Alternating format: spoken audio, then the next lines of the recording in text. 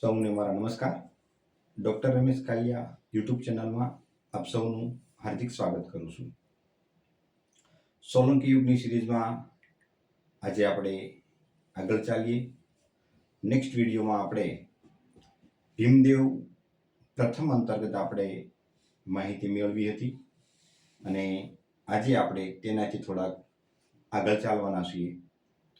સૌથી ઇમ્પોર્ટન્ટ વસ્તુ તે રહેલી છે કે કર્ણદેવ સોલંકીની ચર્ચા કરીએ તે પહેલા આપણે સોલંકી વંશના શાસકોની વંશાવળી જોઈ શકીએ, જેથી કરીને જીપીએસસીમાં કે અન્ય કોઈ પણ સ્પર્ધાત્મક પરીક્ષાઓમાં એમ પૂછે કે સોલંકી વંશના શાસકોને યોગ્ય કાળક્રમમાં ગોઠવો તો તેનો જવાબ આપણે સાચો લખી શકીએ.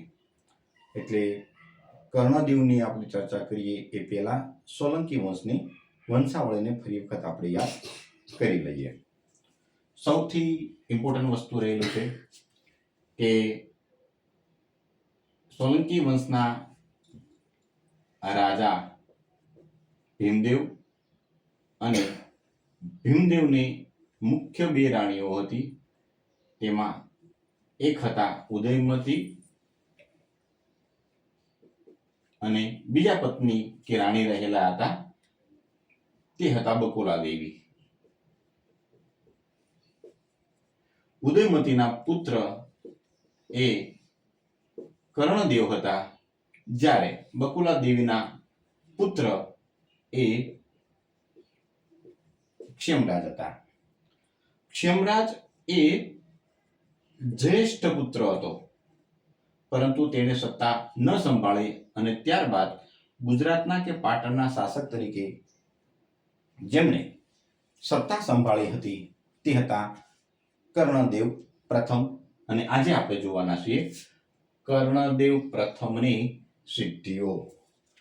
કર્ણદેવ પ્રથમ રહેલા છે, તેમણે પોતાના શાસનકાળને વધારે સમયગાળા દરમિયાન તેમણે સત્તા ભોગવી નહોતી, પરંતુ સૌથી ઇમ્પોર્ટન્ટ વસ્તુ એ રહેલી છે કે કર્ણદેવ રહેલા છે તેમણે જે કાંઈ સત્તા સમયગાળા દરમિયાન વિજયો પ્રાપ્ત કર્યા, તેમણે અલગ અલગ પ્રકારના બાંધકામો અને લોક ઉપયોગી કાર્ય કર્યા, તે પણ ગુજરાતના ઇતિહાસ માટે અને ગુજરાતના સાંસ્કૃતિક વારસા માટે આજે પણ મહત્વના ગણવામાં આવે છે. સૌથી પ્રથમ આપણે વાત કરીએ તો કર્ણદેવ પ્રથમના માતા એ ઉદયમતી રહેલા હતા. ઉદયમતી રહેલા છે તે જુનાગઢ રાજ્યના ચુડાસમા વંશના રાજા રા ખેંગારના પુત્રી હતા. કોણ હતું? રાણી ઉદયમતી રહેલા છે તે જુનાગઢ રાજ્યના ચુડાસમા વંશના રાજા રા ખેંગારના પુત્રી રહેલા હતા. ત્યારબાદ કર્ણદેવના પિતા એ ભીમદેવ રહેલા છે. એ બન્યું એવું કે ભીમદેવનું અવસાન થયું તે સમયગાળા દરમિયાન કર્ણદેવની ઉંમર એ બાલ્યકાળમાં હતી. એટલે સ્વાભાવિક છે કે તેનામાં સત્તા ચલાવવા માટે સક્ષમતા ન હોય, પરિપક્વતા ન હોય, દીર્ઘદ્રષ્ટિ ન હોય. પરિણામ સ્વરૂપે કર્ણદેવના માતા જે ઉદયમતી રહેલા છે તેમણે સત્તા સંભાળી હતી અને ઉદયમતીના ભાઈ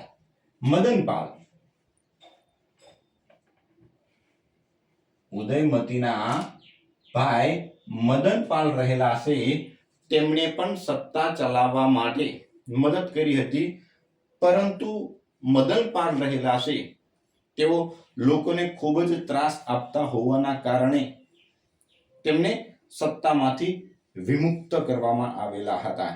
આમ કર્ણદેવનો રાજ્યાભિષેક ઈસવીસન 1064 ના સમયગાળા દરમિયાન થયો હતો. સૌથી ઇમ્પોર્ટન્ટ વસ્તુ રહેલું છે કે કર્ણદેવ ચંદ્રપુરના કદમ વંશના રાજા જયકેશીની પુત્રી જે મયણલ્લા રહેલા હતા તેની સાથે તેમણે લગ્ન કર્યું હતું. હવે કર્ણદેવ અને મયણલ્લા, જો કર્ણદેવ અને મયણલા સાથે જે લગ્ન થયા અને એમની જે પ્રણય કથા રહેલી છે તે પ્રણય કથા અંતર્ગત કર્ણસુંદરી નામનું એક નાટક આલેખિત કરવામાં આવેલું હતું અને આ કર્ણસુંદરી નામે જે નાટક રહેલું છે તે કાશ્મીરના કવિ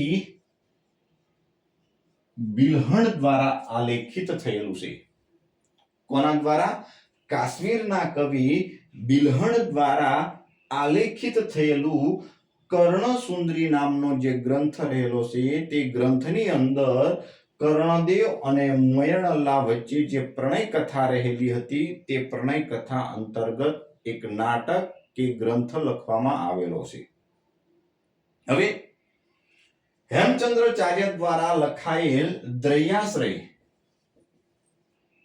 નામનો જે ગ્રંથ રહેલો છે તે ગ્રંથની અંદર એવો ઉલ્લેખ કરવામાં આવેલો છે કે કર્ણાટક પાસે આવેલું ચંદ્રપુર નામનું જે રાજ્ય રહેલું છે તેના રાજા જયકેશીના પુત્રી એ મયણલા રહેલા હતા. જ્યારે અમુક ઇતિહાસકારો એમ કહે છે કે ગોવા પાસે આવેલું ચંદ્રપુર રહેલું છે તેના એ રાજકુંવરી કોણ? એટલે કે મયણલા રહેલા હતા. એટલે તે કર્ણાટકના હતા કે ગોવા પાસે આવેલું ચંદ્રપુર ત્યાંના હતા. એ ઇતિહાસકારોની અંદર બે મત પ્રવર્તતા આપણને જોવા મળે છે. આમ કર્ણદેવ પ્રથમ રહેલા છે. કર્ણદેવ પ્રથમે પોતાના શાસનકાળ દરમિયાન અલગ અલગ રાજ્યો ઉપર આક્રમણો કરી અને વિજય પ્રાપ્ત કર્યા હતા અને તેના થકી સોલંકી વંશનું સામ્રાજ્ય રહેલું છે. સોલંકી વંશના સામ્રાજ્યને વધારે શક્તિશાળી અને એનો રાજ્ય વિસ્તાર કરવા માટે તેમણે લશ્કરી વ્યવસ્થાને પણ મજબૂત બનાવી હતી. લશ્કરી વ્યવસ્થાને મજબૂત બનાવ્યા બાદ કર્ણદેવ રહેલા છે તેમને સૌથી પહેલો જે વિજય પ્રાપ્ત કર્યો હતો એ હતો લાટ ઉપરનો વિજય. લાટનો જે વિસ્તાર રહેલો છે તે ફરી વખત આપણે આગળના પણ વિડીયોની અંદર આપણે સ્પષ્ટતા કરી હતી. એ લાટનો પ્રદેશ રહેલો છે તે આજનું દક્ષિણ ગુજરાતનો વિસ્તાર ગણવામાં આવે છે. લાટ પ્રદેશ ઉપર ક્લચુરી વંશના જે શાસકો રહેલા હતા એ શાસકોનું પણ આધિપત્ય રહેલું હતું અને કર્ણદેવના સમયગાળા દરમિયાન જે લાટ પ્રદેશ રહેલો છે ત્યાં રાજા યશકર્ણનું સામ્રાજ્ય કે એનો વિસ્તાર રહેલો હતો અને એને પરાજિત કરી જે કર્ણદેવ રહેલા છે તેમણે લાટ પ્રદેશ ઉપર સંપૂર્ણ રીતે પોતાનું આધિપત્ય સ્થાપિત કર્યું હતું. સૌથી ઇમ્પોર્ટન્ટ વસ્તુ એ રહેલું છે કે લાટનો જે પ્રદેશનો વિસ્તાર નાગસારિકા મંડળ જેને આજે આપણે કહીએ છીએ નવસારી કે જ્યાં પારસી લોકો વધારે વસવાટ કરે છે. જ્યાં પારસી લોકો વધારે વસવાટ કરે છે એટલે નાગસારિકાનું જે મંડળ રહેલું છે એટલે દક્ષિણ ગુજરાતનો વિસ્તાર રહેલો છે તેની ઉપર તેમણે આધિપત્ય સ્થાપિત કર્યું હતું અને ત્યારબાદ કર્ણદેવે ત્રૈલોક્યમલનું બિરુદ ધારણ કર્યું હતું અને આમ સંપૂર્ણ રીતે ફરી વખત ક્લચુરી વંશના શાસકોના આધિપત્ય નીચે રહેલું લાટનો પ્રદેશ રહેલો છે તેને ગુજરાતની અંદર ફરી વખત ભેળવી દેવામાં આવ્યું હતું. ત્યારબાદ છે આશાવલ્લી કે આશાપલ્લી. જો આશાવલ્લી કે આશાપલ્લી બંને શબ્દો આપણને અલગ અલગ ગ્રંથોની અંદર આપણને ઉલ્લેખ થયેલો જોવા મળે છે. સૌથી ઇમ્પોર્ટન્ટ વસ્તુ એ રહેલી છે કે કર્ણદેવ જ્યારે લાટ પ્રદેશ ઉપર આક્રમણ કર્યું અને ત્યાં વિજય પ્રાપ્ત કર્યા બાદ જ્યારે પરત ફરી રહ્યા હતા ત્યારે તેમણે આશાવલ્લી નગર રહેલું છે ત્યાં તેમણે વિસામો કર્યો અને એ વિસ્તાર રહેલો છે તે છે આજનું અમદાવાદ. કઈ નદીના કિનારે આવેલું છે અમદાવાદ? તો કે સાબરમતી નદીના કિનારે આવેલું છે. ત્યાં કોનું સામ્રાજ્ય રહેલું હતું? તો કે આશાવલી નું સામ્રાજ્ય રહેલું હતું અને તેની ઉપર વિજય પ્રાપ્ત કર્યા બાદ તેનું નામ રાખવામાં આવ્યું હતું કર્ણનગરી કે કર્ણાવતી. અને તેની ઉપર વિજય પ્રાપ્ત કર્યા બાદ કોચરબ દેવીનું મંદિર બંધાવવામાં આવેલું હતું. એટલે ઐતિહાસિક દ્રષ્ટિએ જે અમદાવાદ રહેલું છે તે ખૂબ જ ઇમ્પોર્ટન્ટ ગણવામાં આવે છે. સૌથી વધારે મહત્વની બાબત એ રહેલી છે કે આધુનિક જૈન લેખકો રહેલા છે તેઓ અમદાવાદને શ્રીનગર તરીકે પણ ઉલ્લેખ કરેલો આપણને જોવા મળે છે. ત્યારબાદ કર્ણદેવે અમદાવાદ અથવા આશાવલી ઉપર આક્રમણ કે વિજય પ્રાપ્ત કર્યા બાદ તેમણે ત્યાં જયવંતી દેવીનું મંદિર બંધાવ્યું હતું. આ ઉપરાંત કર્ણેશ્વર મહાદેવનું મંદિર બંધાવ્યું હતું. કર્ણમેરુ પ્રાસાદ પણ બંધાવ્યો હતો. આ ઉપરાંત કર્ણસાગર તળાવ પણ બંધાવ્યું હતું.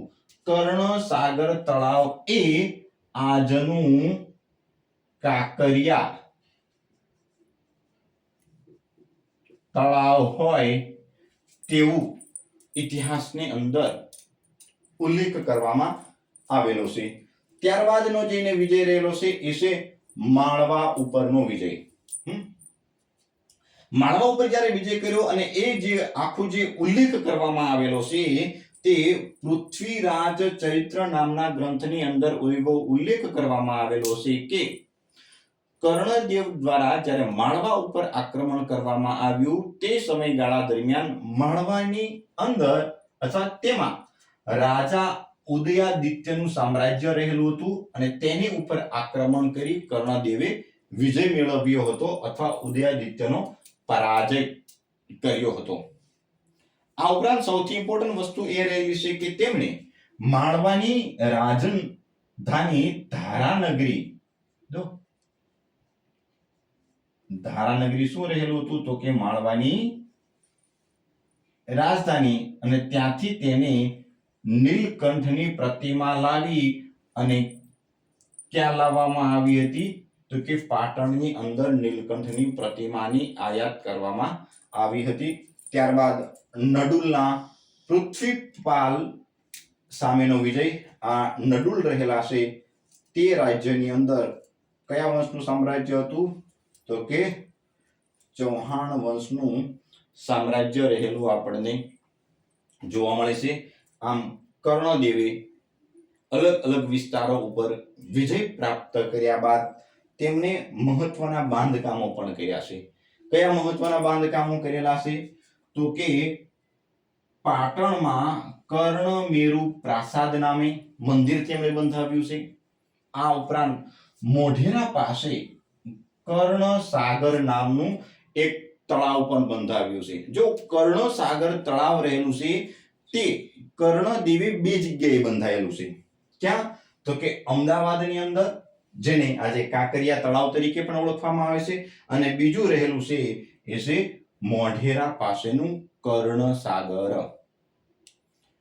કર્ણદેવે મોઢેરા પાસે જે કર્ણસાગર નામનું તળાવ બંધાવ્યું છે તેના ઉપર આજે પણ લોકોમાં એવી દંતકથા પણ રહેલી છે કે સિદ્ધરાજ જયસિંહના પિતા કર્ણદેવે આ કર્ણસાગર તળાવ બંધાવેલું છે અને આ મોઢેરા પાસે આવેલું જે કર્ણસાગર તળાવ રહેલું છે તે તળાવની અંદર કાયમ માટે પાણી ભરાઈ રહે તે માટે ખેરાળુમાંથી પસાર થતી, જો ભૂગોળનો પ્રશ્ન, ખેરાળુની તળેટી અથવા પર્વતોમાંથી પસાર થતી રૂપેણ નામની જે નદી રહેલી છે તે નદીનું વહેણ કઈ જગ્યાએ વાળવામાં આવે છે તો કે મોઢેરા પાસે નિર્મિત કરવામાં આવેલું કર્ણસાગરની અંદર તેનું વહેણ વાળવામાં આવે છે. જ્યારે આ વહેણ નહોતું વાળવામાં આવ્યું ત્યારે આ નદીનો પ્રવાહ રહેલો છે તે કચ્છની અંદર, કચ્છના રણની અંદર એ પ્રવેશ કરતું હતું. આ ઉપરાંત કર્ણદેવે કર્ણવિહાર નામે જૈન દેરાસર પણ બંધાવ્યું છે. આ જૈન દેરાસર રહેલું છે તે જૂનાગઢના ગિરનાર તળેટી, જૂનાગઢના ગિરનાર પર્વત ઉપર કર્ણવિહાર એટલે આ શું છે તો કે જૈન વિહાર છે. કઈ જગ્યાએ નિર્મિત કર્યું હતું તો કે જૂનાગઢના ગિરનાર પર્વત ઉપર તેમને નિર્મિત કરેલું આપણને જોવા મળે છે. આમ કર્ણદેવે જે સત્તા હાંસલ કરી ત્યારબાદ ઈસવીસન 1094 તેમનું અવસાન થયું હતું. એટલે કે કર્ણદેવે ઈસવીસન 1064 થી લઈ ઈસવીસન 1094 સુધી તેને સત્તા ભોગવી હતી. અને સૌથી ઇમ્પોર્ટન્ટ વસ્તુ એ રહેલી છે કે સોમેશ્વર દ્વારા લિખિત કીર્તિ કૌમુદી નામનો ગ્રંથ રહેલો છે. તે ગ્રંથની અંદર કર્ણદેવને કામદેવ જેવો રૂપાળો તરીકે ઉલ્લેખ કરવામાં આવેલો છે. આ ઉપરાંત કર્ણદેવને ભવાનીપતિ એટલે કે ભગવાન શિવનો ઉપાસક તરીકે પણ મૂલવણી કરવામાં આવેલી છે. આમ જે કર્ણદેવ રહેલા છે એ કર્ણદેવે ભલે પોતાના શાસનકાળ ખૂબ જ ટૂંકા સમયગાળા દરમિયાન એને સત્તા ભોગવેલી હોય, તેમ છતાં તેને અલગ અલગ પ્રદેશો ઉપર એ વિજય હાંસલ કર્યા અને લોક ઉપયોગી કાર્યો પણ કરેલા છે. આમ સ્પર્ધાત્મક પરીક્ષા માટે આ વિડીયો ખૂબ જ ઇમ્પોર્ટન્ટ રહેલો આપણને જોવા મળે છે. આમ જો તમને અમારો આ વિડીયો ગમ્યો હોય તો લાઈક કરો, શેર કરો અને ખાસ કરીને જીપીએસસી, પોલીસ કોન્સ્ટેબલ કે જીસેટ જેવી વિવિધ સ્પર્ધાત્મક પરીક્ષાઓની તૈયારી કરતા મિત્રો સાથે ખાસ શેર કરજો અને અમારી આ ચેનલને સબસ્ક્રાઇબ કરજો. Thank you so much.